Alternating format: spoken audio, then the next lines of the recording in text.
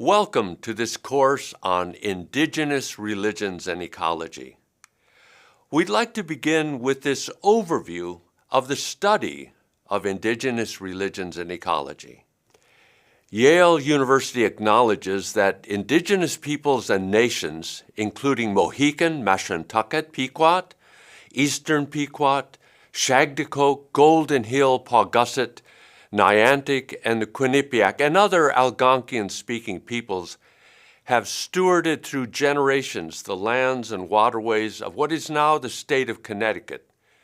We honor and respect the enduring relationship that exists between these peoples and nations and this land. This land statement is not simply an end in itself, but rather it's part of a larger process that we undertake in this course, which is an effort to convene voices and perspectives of Indigenous peoples from many parts of the world. While not exhaustive, we hope this will be a platform for further exploration and discussion of issues of concern that Indigenous people are currently facing. The ancient lineages of worldviews, practices, and ethics of diverse Indigenous communities have increasing relevance for the flourishing of the Earth community. This is a course, then, in which we are trying to rethink both what we know of Indigenous cultures as well as the limits of what we think we know. For example, acknowledging ecological limits is a major contrast between Indigenous societies and contemporary nation-states committed to economic growth at any cost. Learning to live with limits, even in times of abundance, has shaped diverse Indigenous societies, many of whom have lived in their homelands for centuries. This sense of limits continues even among many urban Indigenous communities. What may seem a contrast can actually be misleading, namely to associate a wilderness immediately with Indigenous peoples and urban settings with non-Indigenous peoples of different nationalities. We see, for example, in this slide, the association of Papua New Guinea islanders with wilderness, and in the South American context, Bolivian peoples in an urban setting. We know that in North America, well over half the native population lives in cities. This course attempts to explore many of the paradoxes that confront us today as we face environmental degradation and climate emergencies in our changing world. Indigenous peoples have already confronted significant environmental challenges in the face of historic encounters these past 5 centuries. They are now presenting their own distinct cultural responses to the paradoxes of survival on our living planet. No one term in an Indigenous language may exactly translate or even correspond to the terms Indigenous, religion, or ecology. Yet symbol-making and life-orienting interactions with the natural world are communicated in these place-based traditions called Indigenous. Exploring these and other terms provides the focus in the next lecture, but this overview asks how we might bracket what we think we know in order to listen to other teachers. For Indigenous cultures, the world of living beings has been their primary teacher, the earth itself.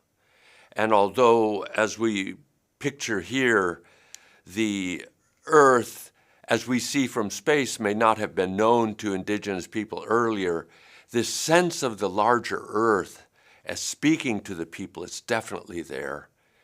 So this sense of speaking suggests that no one ritual action and no single mythic cycle among the diverse Indigenous peoples provides a text or a language for understanding their religions. What we do understand is what Indigenous elders and teachers have told us over the centuries, namely that their cultures arose from knowledge that was given to them by the land and by life within the land and the larger cosmos. So the sense then of the trees speaking to the people. So many traditions speak of the beauty of the world around them, the insects, the life around them speaking this. Following this lead then, this is a course that explores broad questions. For example, what forms of knowledge arose among Indigenous peoples? We know that Indigenous peoples live in close relations with land, weather, animals, and plants in a region. In this course, we explore different regions of the earth and consider these knowledge relationships that have allowed Indigenous people to flourish for centuries. Here, relationships between plants in a Dene Navajo sand painting is presented as having restorative capacities. Indigenous ways of knowing recognize this interwoven character of the environment and celebrate it in songs, stories, and rituals. Different knowledge paths interact, opening insights into a whole that is widely acknowledged among Indigenous peoples.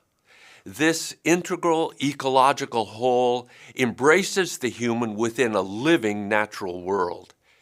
Diversity of living systems around the planet naturally lead to diversity of Indigenous peoples. This brings us to another question.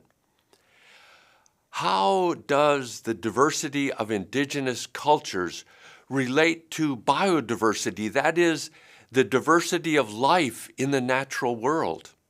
In recent years, we have come to the dramatic realization, that biological diversity has survived in greater abundance in regions where Indigenous peoples live. That is, the areas of the planet where life forms are most numerous overlaps with the regions where Indigenous people live and sustain themselves. One way to think about this diversity among Indigenous people is to consider language. Here we see the teacher in exchange with a variety of people in her community. Humans have evolved using communicative sign, sound, and embodied expression. There are about 6,500 languages among the human family today, and over 4,000 of them are Indigenous. The numbers and significance of Indigenous language are a fundamental sign of creativity among the human species. So we're suggesting that here, among these Taboli women in Mindanao in the Philippines, the creativity of their dress is related to their language. The sense, again, of the whole. The languages of Indigenous peoples are intimately tied to local lands, weather, animals, and plants. Loss of languages among Indigenous people means that the human family loses creative connections to so many places on the planet. In many instances, these connections have been generated by hundreds or thousands of years lived by the same Indigenous peoples in these places. This is quite different than modern societies whose push for industrial and technological development has reduced biodiversity and wilderness areas. In the 19th and 20th centuries, the science of ecology provided understanding that all reality is interdependent. Now in the 21st century, we realize that modern industrial nation states have diminished the interactive flow of this organic and inorganic exchange. We have created human economies that largely ignore nature's economy. Human economies have to function within the limits of nature's economy and life cycles. This earth economy is the setting in which indigenous cultures emerged in ways that encourage the diversity of life. We see here in this slide the devastation of the earth of indigenous peoples in Brazil. While there is clear evidence of overreach among earlier human societies, indigenous communities aspire to live with the earth in mutually enhancing ways. This, for indigenous peoples, is a giving world that requires responsible reciprocity. Indigenous elders observed that their ancestors came to these realizations in relation to land, weather, and cosmological phenomena. So we ask in this course, why is a larger view of the cosmos often integrated into indigenous environmental thought and practice? Here, the symbolic force of the cosmic tree embedded on the jacket of this Siberian shaman bridges between realms through which the shaman, as a healer, might journey for healing power. Restoration to wholeness is accomplished in most indigenous rituals by invoking the spiritual forces in the cosmos.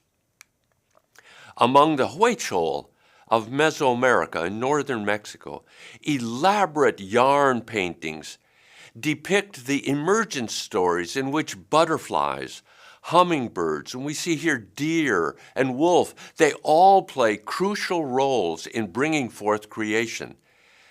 Thus, all existent beings participate as co-creators of the world. This is a cosmological understanding of the wholeness of life, which is displayed in indigenous arts and made present through narration in mythic stories and ritual practices. These cosmic visions continue to be imaged in symbols, danced in ritual, and narrated in stories. We will speak of these ideas and practices throughout this course because indigenous peoples continue ancestral insights into the interactions of earth and cosmos. Visions of the cosmos are different among indigenous people. This is a very important point to make. The sense of difference of visions and difference of art and difference of the struggle of indigenous people in their relationships with their homelands. But this sense of different among indigenous people is it's evident here in this embracive image of rainbow as a person in Diné Navajo ritual art. This sand painting depicts again the wholeness within the person of this cosmic reality. Among indigenous peoples, these powerful images, they present a shared concern for the wholeness of reality. Individual people, animals, insects, and plants are recognized, and their interaction as an interdependent community is the key to their emergent growth and flourishing. Global economic forces and pervasive electronic media have exploited, altered, and drawn on these complex cultural relationships between land, animals, and people. As indigenous people give voice to their identity with local landscapes, so also new scientific understandings emerge of complex ecosystems arising from dynamic earth processes. Similarly, scientific insights into the quantum world and the vast cosmos of innumerable galaxies gives rise to awareness of the seemingly infinite, interconnected creativity that surrounds us. This brings us to a further question for this course, namely, how do cosmological forces activate resilience for many indigenous peoples? In the last 500 years, indigenous peoples have come under relentless pressures to assimilate into dominant societies. These pressures to homogenize different cultures into the singular values and identity of nation-states have weakened the cultures of indigenous peoples. Yet, their resilience has carried them through to the present.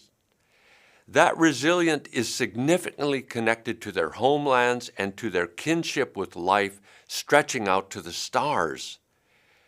Moreover, resistance to impose changes in these relationships with land, water, and air has taken innovative forms of environmental protection and environmental justice, as we see in this slide of Hunkpapa peoples in Standing Rock Reservation in North Dakota, standing to defend the sacredness of water, to protect the water in their land.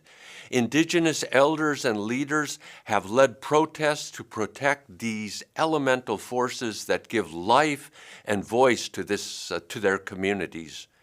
In this course, we examine environmental actions that activate innovative moral and legal perspectives that can bridge across cultural divides, such as the rights of nature. Exploring these topics, we continue next with a closer look at some of the terminology in the study of indigenous religions and ecology.